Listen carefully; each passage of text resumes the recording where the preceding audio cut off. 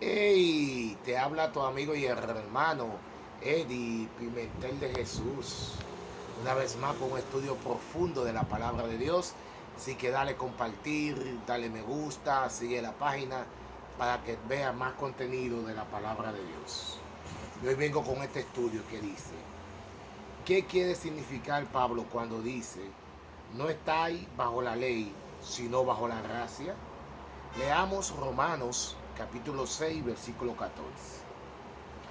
El pecado no se soñará de vosotros, pues no estáis bajo la ley, sino bajo la gracia.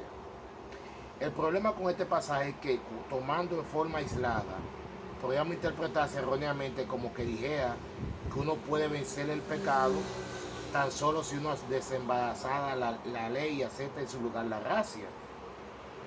Por cierto, el texto ha sido interpretado con el significado de que la ley y la gracia son opuestas entre sí. De acuerdo con John Stock, cito, ley y gracia son los principios opuestos del antiguo orden y el nuevo orden. Otro ha sido tan lejos como para describir a la ley como la causa del pecado, pero no decir el pecado por mismo. Interpretaciones como estas son inaceptables. No solamente van contra la enseñanza de la Biblia y su totalidad, sino que también son contrarias a la declaración del propio Pablo en otra parte de la carta que habla positivamente de la ley. Para Pablo, la ley y la gracia, así como la muerte y la resurrección de Cristo, son complementarias, no instituciones opuestas. Vamos a ver el cristiano y el pecado. El cristiano y el pecado. Para arribar a una comprensión apropiada del pasaje, primero debemos considerar el contexto. El contexto inmediato de Romanos 6, del 12 a 14, es un pasaje de transición que enlabona los bloques de oposición más extensos, versículos del 1 al 11 y del 15 al 23, los cuales comienzan en ambos casos con signo de interrogación. Los versículos del 1 al 11 empiezan con una pregunta motivada por la oposición procedente de Romanos 5, 2 y 21. Dice así, perseveremos en el pecado para que la gracia abunde. Pablo niega vigorosamente esta posibilidad. Independientemente de qué cosa desea Pablo que entendamos con la declaración, pues no estáis bajo la ley, sino bajo la gracia. Él no quiere que pensemos que el reino de la gracia nos libera de la obediencia a la ley. Los cristianos no debían permanecer en pecado, porque el bautismo lo ha unido con la muerte y la resurrección de Cristo. De un modo similar, los versículos del 15 al 23 se abren con una segunda pregunta, que es como 6.1, se relaciona con la exposición del final del capítulo 5. Dice, pecaremos porque no estamos bajo la ley, sino bajo la gracia. Otra vez Pablo niega estas posibilidades.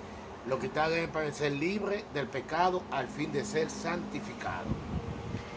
Era de Adán y la era de Cristo. Romanos 1.5 deja en claro que Pablo piensa la historia en función de dos eras o épocas.